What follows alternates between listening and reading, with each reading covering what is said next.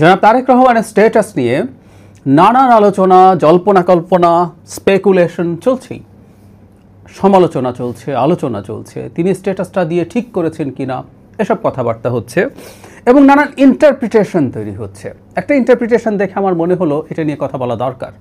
সেটা হচ্ছে কেউ কেউ ধারণা করছেন জনাব তারেক রহমান সম্ভবত রাজনীতি থেকে মাইনাস হয়ে গেছেন এবং সেই প্রসঙ্গে এই আলাপটা কেউ কেউ সামনে আনছেন ১/১১ সময়ে যে পরিকল্পনা ছিল -2 সেটা কি অবশেষে সফল হলো কিনা। শেখ হাসিনা তার সাঙ্গপাঙ্গ দলবল নিয়ে তো পালিয়েছেনই, এবার বাকি পরিবারটা, জিয়া পরিবারকেও মাইনাস করা হচ্ছে, এই ধরনের কথাবার্তা বলার চেষ্টা করছেন। কেন এই আলাপটা আসলো আসলে আমরা আবার একটু থলিয়ে দেখতে চাই, খতিয়ে দেখতে চাই। সেটা হচ্ছে তার বক্তব্যে, তারেক রহমান তার বক্তব্যে এমন কিছু কথা বলেছেন যেগুলো আসলে কিছু অস্পষ্টতা তৈরি করেছে, ক্লিয়ার করার চাইতে কিছুটা ধারণা দিয়েছে।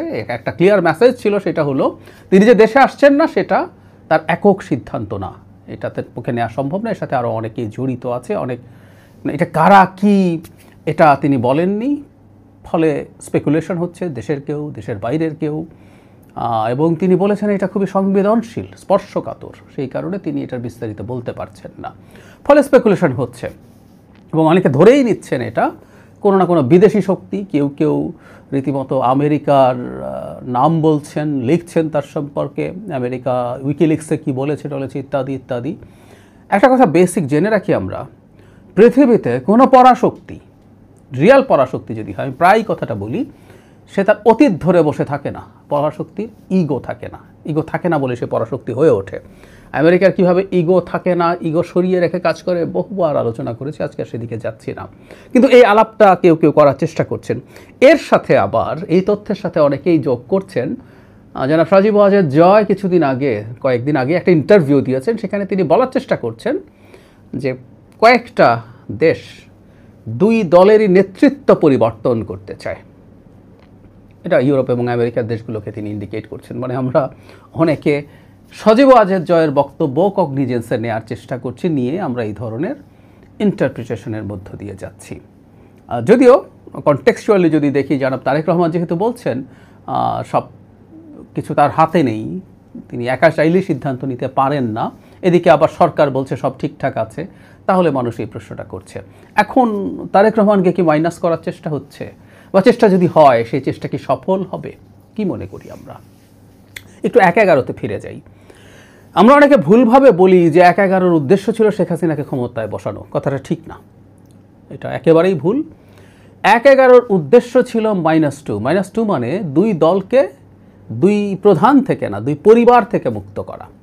শুধু শেখ হাসিনা এবং খালেদা জিয়াকে মাইনাস করা না, দুই পরিবারকেই মাইনাস করে সেই দলকে অন্যান্য ব্যক্তির হাতে তুলে দেওয়া, সেই চেষ্টা দেখেছি আমরা। বলা বাহুল্য, সেই চেষ্টায় যারা ওই সময় খোঁজখবর রেখেছি মনে আছে, বিএনপির ওপরে অনেক বেশি আক্রমণ হয়েছিল, বিএনপিকে দুই ভাগ করে ফেলাই গিয়েছিল প্রাথমিকভাবে, যদিও সেটা শেষ পর্যন্ত সফল হয়নি। সেটা সফল না হওয়ার পরে ১/১১ সরকার নেগোশিয়েট করতে যায়, তারা কিভাবে এক্সিট নেবে। শোনা যায় তারা প্রাথমিকভাবে বেগম খালেদা জিয়ার সাথে আলোচনা করতে গিয়েছিলেন, কিন্তু বেগম খালেদা জিয়া সেইটায় তাদের শর্তে সব কিছুতে অ্যাগ্রি করেনি। পরে শেখ হাসিনার সাথে আলোচনা হয়, শেখ হাসিনা অ্যাগ্রি করেন এবং ভারতের মধ্যস্থতা, বিশেষ করে তখন প্রণব মুখার্জি ছিলেন এই ক্ষেত্রে খুব বড় গুরুত্বপূর্ণ একজন মানুষ, তিনি এটা নিশ্চিত করেন এবং শেখ হাসিনা ক্ষমতায় আসে। কিন্তু যে কথাটা বলছিলাম, একটা পরিকল্পনা, একটা চিন্তা ছিল, মানে পশ্চিমাদের বিশেষ করে, এবং মজার ব্যাপার ভারতও সেটার পার্ট ছিল সেই সময়। ভারত যে শুরুতেই শেখ হাসিনার পক্ষে চলে গিয়েছিল তা না। এখন বিদ্যমান প্রেক্ষাপটে একটা পরিবারের মোটামুটি বলা যায় ধ্বংস হয়েছে, শেখ হাসিনা তো ফিরছেনই না, কোনো সম্ভাবনা নেই বাংলাদেশের রাজনীতিতে আবার গুরুত্বপূর্ণ হয়ে ওঠা, কিন্তু তার সন্তানরা বা তার বোন, তার বোনের সন্তানরা, তাদেরও রাজনীতিতে ফিরে আসা খুব সোজা না, খুব সোজা না, বেশ কঠিন। বাংলাদেশের মাটিতে তারা ওই পরিবারের কেউ ফিরে আসবেন, শেখ হাসিনা দূরেই থাকুক, এটা খুবই কঠিন ব্যাপার। ফলে শেখ হাসিনা পরিবার বা শেখ পরিবার একরকম মাইনাস হয়েছে for the time being, at least মনে হতে পারে, মনে হচ্ছে। এখন জিয়া পরিবারকেও মাইনাস করা হবে কিনা, যেহেতু আগের বার সেটাকে সফল করা যায়নি, এবার সফল করতে পারবেন, এই রকম আলাপ হতে পারে, বা কেউ কেউ বলছেন এটা করবেন। এটা সবচেয়ে বড় ফ্লটা হচ্ছে ১/১১ সময়ে কি চিন্তা কেউ কেউ করেছেন, সেটা তারা এখনই ধরে রাখবে বর্তমান প্রেক্ষাপটে, নট নেসেসারিলি। যেই পরাশক্তি যারা যারা একসময় এটা মনে করেছিলেন যে, বা দেশের অভ্যন্তরে যেসব শক্তি একসময় এটা মনে করেছিলেন, তারা কি তা মনে করেন? মজার ব্যাপার, ১-১১ সময় দেশের সিভিল সোসাইটির একটা অংশ এটার পার্ট হয়েছিলেন, অথচ আমরা বাংলাদেশে এখন দেখি কোনোভাবেই বিএনপির নেতৃত্বকে ধ্বংস করতে হবে, সমস্যায় ফেলতে হবে, এ ধরনের কোনো ইঙ্গিতের আলাপও আসলে দেখি না। বরং দু একটা রাজনৈতিক দলকে আমরা দেখি তারা এই নেতৃত্বকে খুব সিরিয়াসলি কলঙ্কিত করার চেষ্টা করছেন, বিশেষ করে জনাব তারেক রহমানকে। সেটা হয়তো বা আছে, কিন্তু তারপরও বাংলাদেশের প্রেক্ষাপটে এটা করার চিন্তা কেউ করবেন বাইরের কোনো শক্তি আমার মনে হয় না।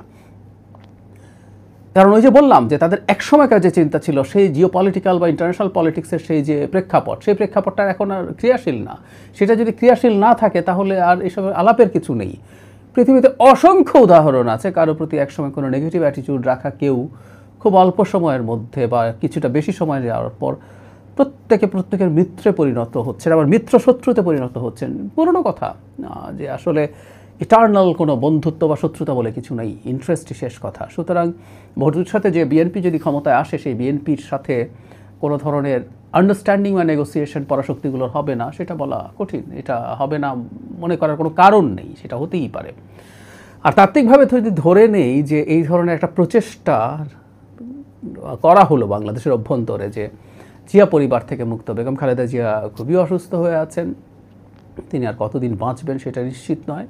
জনাব তারেক রহমান আসতে পারলেন না, তার পরিবারের অন্যদেরকেও আসতে দিলেন না, এবং বাকি মাইনাসটা, আওয়ামী লীগ তো মাইনাস, শেখ পরিবার তো মাইনাস হলোই, সেই চেষ্টা করে কি সফল হবে? আমি মনে করি একেবারেই সম্ভব না। কেউ যদি সে খোয়াবো দেখে থাকে, সেটা কোনোভাবেই কার্যকর হবে না। মানে বিএনপির যে পরিমাণ লোকবল আছে, জনবল আছে, সাংগঠনিক শক্তি আছে, তারা যদি মাঠে নামে এটার প্রতিবাদে, এটা ঠেকানোর সাধ্য এই এক্সিস্টিং পুলিশ বা ইভেন সেনাবাহিনীকে দিয়েও সম্ভব না। কারণ হচ্ছে শেখ হাসিনার পরে এই অল্প সময়ের মধ্যে শেখ হাসিনার বিরুদ্ধে যেভাবে জনগণের বিরুদ্ধে, শেখ হাসিনার বিরুদ্ধে যখন জনগণ নেমেছিল, তখন যেভাবে বিভিন্ন বাহিনী ব্যবহার করা হয়েছে, সেই বাহিনী আবার একই রকম পরাক্রমে শক্তিতে নির্বিচারে গুলি চালিয়ে মানুষ মারবে, এটা হতেই পারে না। সুতরাং বাংলাদেশে ওই ধরনের চেষ্টা যদি কেউ করতে যায়, সেটা যে রিয়াকশন হবে, সেই রিয়াকশন সামাল দেওয়া আসলে কোনো সম্ভব না। কোনো বিদেশি শক্তি যদি এটা চায়ও, তাকে দেশি শক্তির মাধ্যমেই সেটা দমন করতে হবে। পুলিশ করার মতো অবস্থাতেই নেই। সেনাবাহিনী আছে, সেনাবাহিনী ধরে নির্বিচারে গুলি চালাবে জনগণের ওপরে? বিএনপির নেতাকর্মীরা যদি রাস্তায় নেমে যায়, উদ্ভট কথা, হাস্যকর কথা, আমার মনে হয় না। সে কারণে আমি কোনোভাবেই মনে করি না তারেক রহমানকে, প্রথমত আমি মনেই করি না যে কোনো পরাশক্তি মনে করছেন যে তারেক রহমানকে মাইনাস করে দেয়া যাবে বা করতে তাদের ইচ্ছে হয়। তারা তারেক রহমানের সাথে, তিনি যে এই দলের প্রধান, এই বাস্তবতা তারা মেনেই কাজ করবেন বলে আমি মনে করি। আর যদি কোনো কারণে তাদের মনে হয় তারা এটা করবেন, এই চেষ্টা করবেন, সেটা খুব দ্রুতই তারা ফিল করবেন তারা কত বড় ডিজাস্ট্রাস সিদ্ধান্ত নিয়েছেন। এটার ব্যাপারে আমি শতভাগ কনফিডেন্ট। তবে কোনো বিদেশি শক্তি যদি তার প্রত্যাবর্তনের প্রশ্নে কোনো রোল প্লে করার চেষ্টা করে, নেগেটিভ অর্থে বলছি, সেটা হয়তো তার সাথে কোনো না কোনো ইস্যুতে, কোনো আন্ডারস্ট্যান্ডিংয়ের ব্যাপারে তারা চেষ্টা করছেন, একসাথে কাজ করেনি। আবারও বলছি, বাংলাদেশের মাটিতে চায়না, আমেরিকার মতো দুই পরাশক্তি কাজ করতে চায়, ভারত আছে রিজিওনাল শক্তি, প্রত্যেকের একটা ইন্টারাকশন আছে, প্রত্যেকের সেটার একটা ইকুইলিব্রিয়ামের প্রশ্ন, সেটা আগেই হয়তো কোনো আলোচনা করে থাকতে পারেন, আমি নিশ্চিত নই। আবারও বলছি, সেরকম কিছু, এর বেশি কিছু মোটেও না। বাংলাদেশের রাজনীতিতে তারেক রহমান থাকবেন, তার শক্তি নিয়ে থাকবেন, তিনি যেভাবে এতদিন ধরে দলকে নেতৃত্ব দিয়েছেন, সেটা তিনি ভবিষ্যতেও করে যাবেন। এই ব্যাপারে আমার ন্যূনতম কোনো দ্বিধা নেই। আরেকটা ব্যাপার নিয়ে একটু কথা বলবো, আরেকটা আলাদা ভিডিওতে। অনেকে এখন এই সংকটের মুখে কথা বলার চেষ্টা করছেন যে দেশের নির্বাচনই অনিশ্চিত হয়ে পড়ছে। আমি দুঃখিত, আমি মোটেও মনে করি না। নির্বাচন সময় মতো হবে এবং মোটা দাগে একটা ভালো নির্বাচনই হবে। আলাদাভাবে সেটা নিয়ে আমার যুক্তি ব্যাখ্যা করব।